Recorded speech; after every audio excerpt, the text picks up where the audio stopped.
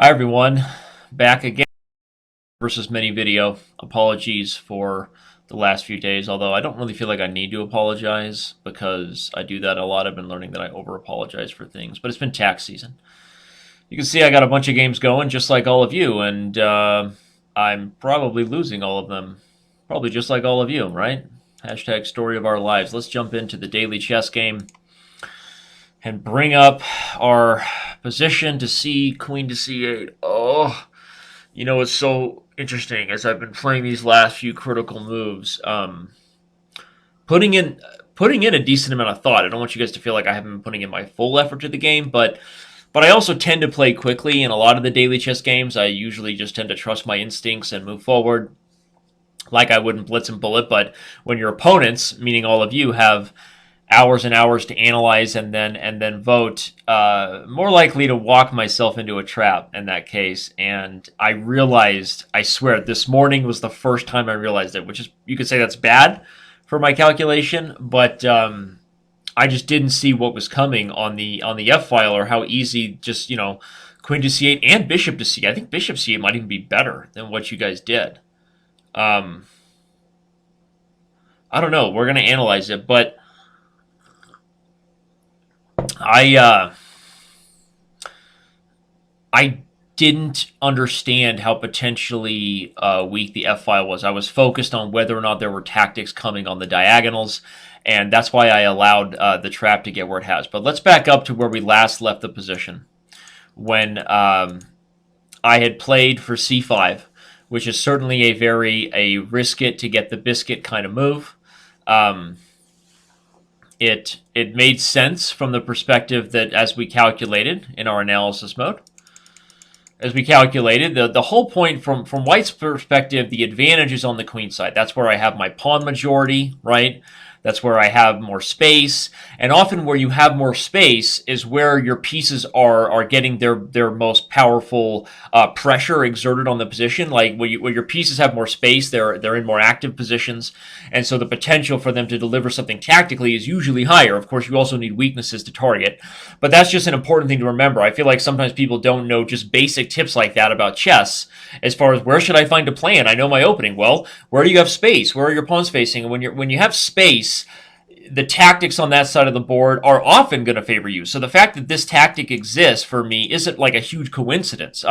Overloading the queen and the bishop, because it's where I've had this majority. It's where I have my pieces faced, and usually it should work out. So I was focused on making that work. I felt that if the pawn wasn't capturable, I calculated some exchange sacks here, and I thought this looks crazy, right? You can't do this. I can just block, and you don't have enough. And I think that the fact that I was analyzing myself this morning in the shower, and they're like, all right, Danny, TMI, right? TMI. No, but I was analyzing myself, looking over myself in the shower, mentally, not physically. And I was asking myself, like, how did I miss this? And I realized I was so focused on making C5 work tactically in my own plans, in my own mindset, that I just underestimated the straightforward approach you guys were taking. I had actually already seen that bishop to g5 was a move that was coming, but thought that it was losing to bishop to e4.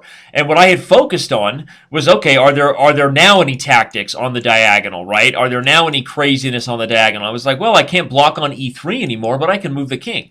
So it's important to understand what your thought process was that led you up to mistakes and blunders. That's where you can get your most mileage out of reviewing your game.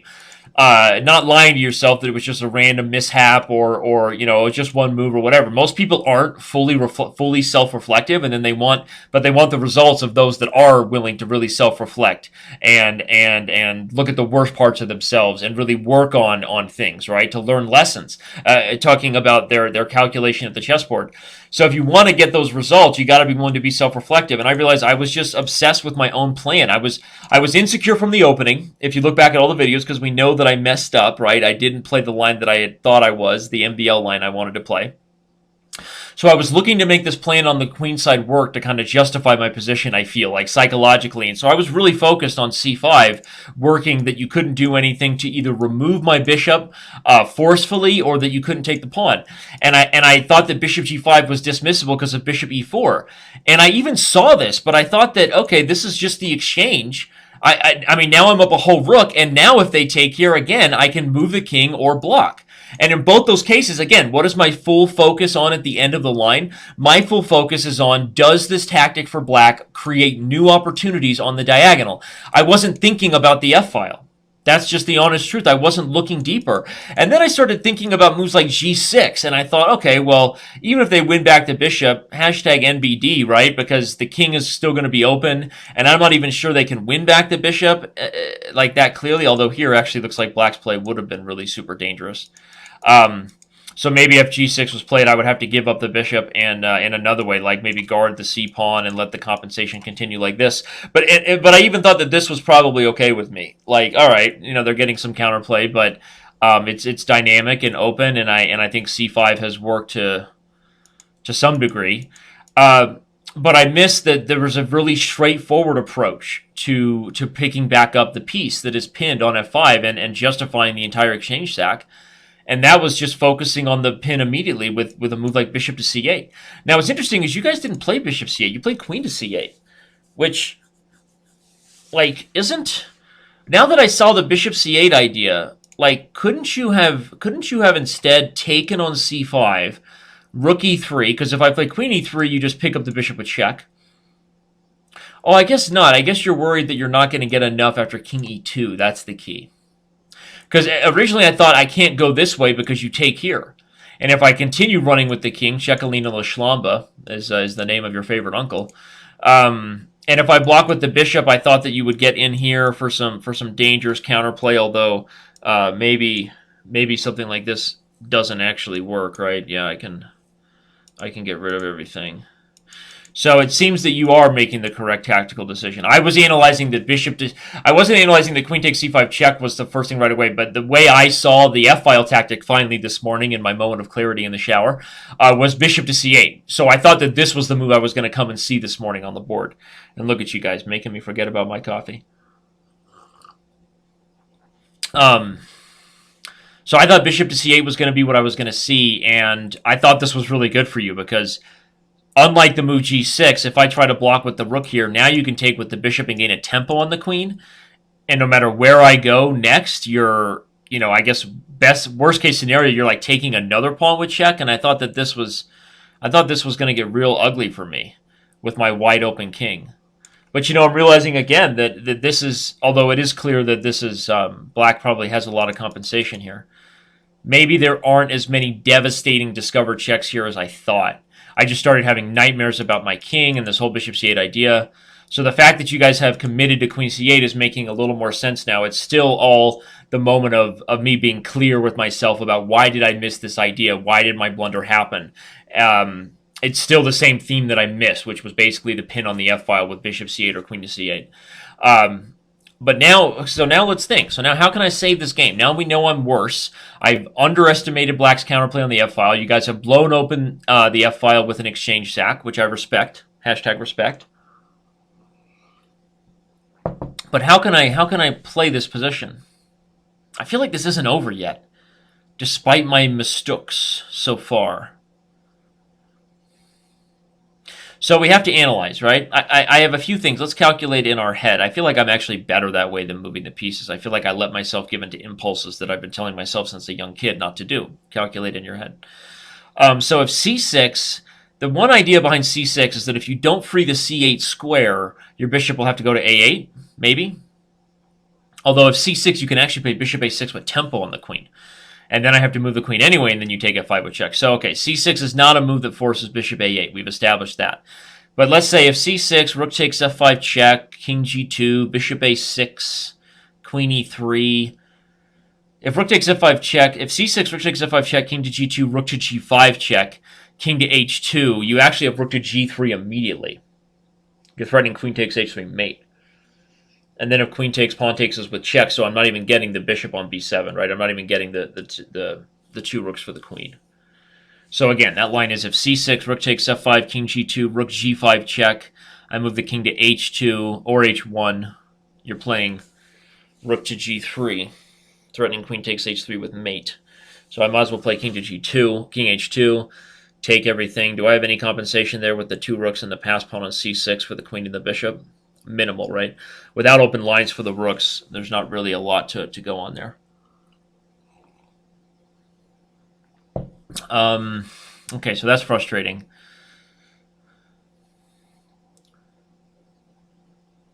If we're establishing a truth that I can't just run my king to the h-file because you guys have this rook g5 check idea, that hurts. That's going to make my choices much more limited, meaning I either have to be prepared to run into the center, which, by the way, if I go to e2, you're just pinning my queen and my king in every line. e3 blocks off the communication of the queen on the third rank, which is going to be a problem. So this is dangerous. So it makes me feel like I almost want to play rook e3 anyway, even though you didn't take on c5 with check. If rook e3, rook takes f5, rook f3, queen takes c5 with check, that hurts so bad, because then if king g2, you have bishop takes d5 and my rook on f3 is pinned. But if you play bishop takes d5, I can play queen takes f5. But you can just take f3 first. Yeah, and I'm busted. I'm bananas there. I'm bozoed. So again, if rook e3, rook takes f5, rook f3, queen takes c5 check, king g2 is a non-option. King to e2, you can take f3, I take with the queen, you take on d5 anyway, and that just hurts. It almost feels like I have no choice. I can't let you enter via the c-file with the queen. I'm just going to get rolled. So the question is, do I play rook a to c1 as a way to stop you from taking on c5 with the queen, or c6? So we're back to this idea. If rook a to c1, rook takes f5, again, the real nightmare is that if I play king g2, I think you just have rook g5 check. And that's problematic for Papa Bear. So if rook a to c1, rook takes f5 check, king to e2, I got to run to the center, right? On delay. No, king e2, you have bishop a6, ouchtown. So if rook a c1, rook takes f5, king e3, you play like rook to g5, threatening rook g3 check, skewering the king and queen. I play king to d2 voluntarily. You could still play rook to g3. The truth is, the more I'm calculating this position deeply and accurately now, really seeing the moment of clarity here that I missed this idea coming, I think I'm probably just lost. I think this whole self-evaluation I did of where did I go wrong, like if we're analyzing my whole approach from the beginning of the game, right? It was a fun opening, but, psychologically I have sort of a goal, or mentally I have a goal in the middle game. I want to get this MVL line where White gets to keep the open D file, to keep track pressure on the pawn, and all the structural things I talked about earlier in the series. You can go check out those videos. When I messed up that line, I knew that something non-ideal was going to be reached, because as soon as bishop e7 is played, it's like, okay, now I'm going to be forced to put a piece on d5 and trade it and take with the pawn. That already worsens White's chances to be better in the middle game. Indeed, that's what happened with pretty straightforward play. I felt okay about my plan up to here. I felt like I was bouncing back. I'm not sure if this b3 c4 idea is the greatest thing that's ever happened to this line. I'm not claiming a brilliant plan, but I felt like, all right, it removed my weakness of the pawn on the c file, and then maybe I could focus on like solid development and try to make a break like this work in the long run. But everything I thought that would eventually be the problem with that, or could be the problem with that, has come to light, which is that black is going to play for h4, black is going to play for an attack on the king side, and will my counterplay catch up? It looks like it's not. So that means that probably even after my mistake, the best thing for me to do was instead of even this whole rook e1 line where I was trying to be creative, I probably needed to go for the more straightforward idea, which even with the rook on e1 is to play the move c3, invite the exchanges that we know are kind of typical to help me get the b5 square and get more open lines to the queen side instead of a closed pawn structure. So in hindsight, that might have been my first mistake. I want to practice what I preach with all of you in this Master versus Many experience. When you play your own games, I always tell you, make sure you establish the last mistake you made, but also the first mistake you made, because often it's reflective of where you first left theory, what are the best players playing and why, establish where your line of thinking was worse than theirs, etc., etc. And it's often the place that you can actually build on most immediately. So if I get this line again, I now know for sure I'm playing knight to d5 and not castles, right, on move 10. And I also know that this plan I did with c4 and b3 may not be so great. So yes, there are bigger psychological mistakes I made that we're getting to here. But what the point is that you want to establish also, where you made these first mistakes. And so I think this was not the ideal plan for me. I started feeling okay about the position up to here. I felt like, all right, I've opened up his light squares. I have this plan of c5, which I've been focused on. And so I was not really recognizing the potential danger of the f-file. And certainly when I played c5 and became solely focused on, is he going to have tactics or not? Meaning, is he or she, all of you together, all 5,000 of you? And when I established that you didn't, I became really committed to this idea to kind of justify my bad opening, which psychologically a lot of people can do. You kind of fall in love with an idea that you know. I mean, obviously we know if I got the pawn to c6 or if I could blow open the c-file, we know it's good for me, right? But it allows you to sort of not calculate clearly and underestimate what your opponent's plan was. So that's my real big lesson for Danny and my takeaway. And then I played bishop e4 kind of quickly, thinking, all right, now the rook's overwhelmed. Did they blunder the exchange? I should have known better.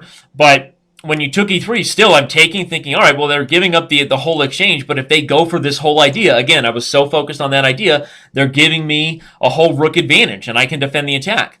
But now going here, you're not giving me a whole rook advantage, you're only giving me an exchange advantage, and I'm really in trouble. Again, the more I'm talking about it, the more I'm realizing that I don't see a clear way out of this.